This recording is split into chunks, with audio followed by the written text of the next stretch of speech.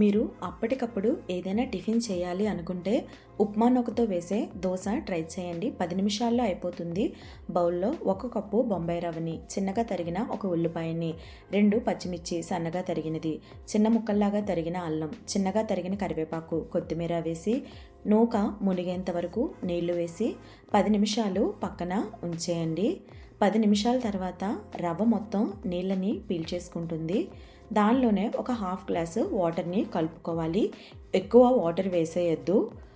రుచికి సరిపడా సాల్ట్ కూడా వేసుకొని పెనం మీద కొంచెం ఆయిల్ వేసి టిష్యూతో తుడిచేసి గరిటెడు పిండిని వేసి ఎక్కువ ప్రెషర్ ఇవ్వకుండా స్ప్రెడ్ చేసి చుట్టూ ఆయిల్ వేసి మీడియం ఫ్లేమ్లో 3 నిమిషాలు కాలనివ్వాలి.